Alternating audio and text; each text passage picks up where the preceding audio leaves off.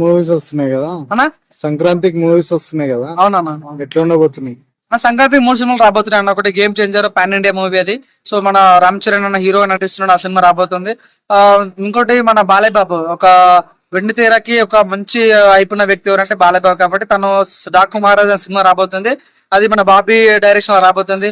ఇటు పక్కన చూస్తుంటే మన హిలేరియస్ మూవీ సంక్రాంతికి వస్తుంది. మన టైటిలే డిఫరెంట్ అనిపిస్తుంది.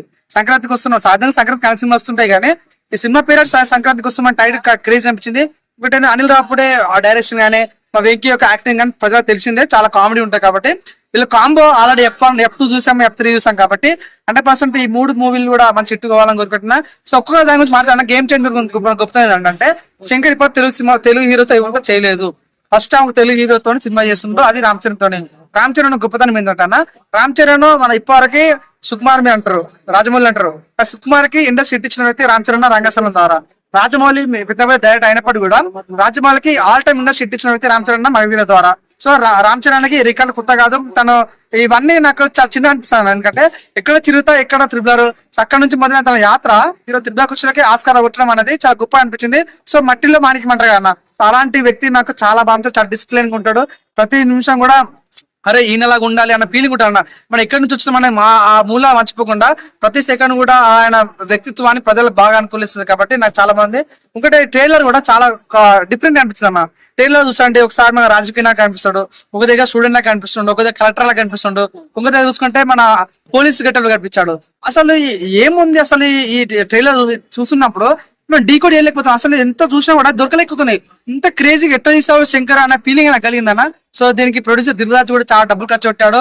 చాలా పెద్ద పెద్ద యాక్టర్స్ ఉన్నారు దీనిలో, మన సముద్రకని కానీ, సునీల్ గానీ, శ్రీకాంత్ గానీ, సో అంజలి కూడా దీనిలో హీరోయిన్ చేస్తుంది. కాబట్టి 100% మనకి కేఆర్ అద్వానీ గానీ చాలా పెద్ద పెద్ద వారు ఉన్నారు. కాబట్టి సినిమా చాలా ఎక్స్పెక్టేషన్ పెరిగాయన్న.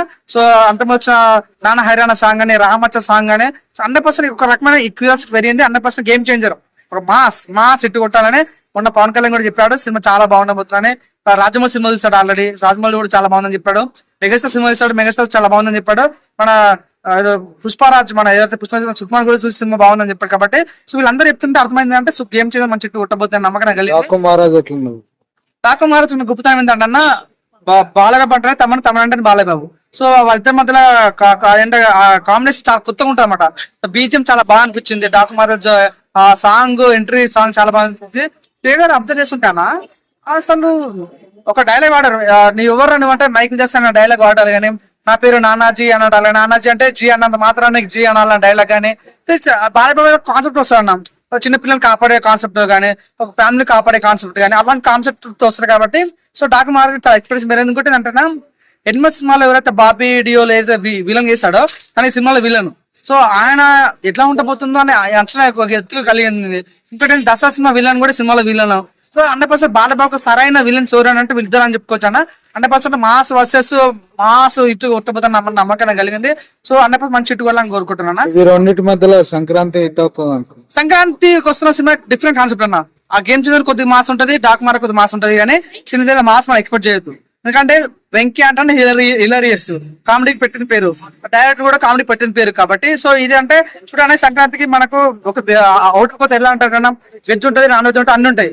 ఇది అంటే మనకి గేమ్ చేంజర్ ఉంది, డాక్ మారోజ్ సంక్రాంతికి వస్తున్న సినిమా ఉంది. కాబట్టి నచ్చిన సినిమా చూడండి, అన్న సినిమా చూడండి, అన్న సినిమా ఇంటికి కొట్టాలి మనస్ఫూర్తి కోరుకుంటా. చూడన్నా మన దీపాలకి 3 సినిమాలు వచ్చినా, కా సినిమా కానీ, లక్కీ భాస్కర్ కానీ, అమరన్ కానీ. సో ప్రజలు 3 సినిమాలకి హిట్ చేశారు. సో అసలు ఊహించలేము. సో ప్రజలకి తిన్నోడ పెద్దలు ఎవరు చూడాలి సినిమాలు కంటెంట్ ఉందా చూసారు. కాబట్టి 100% ఈసారి 3 సినిమాలు మంచి మనస్ఫూర్తి కోరుకుంటున్నాను.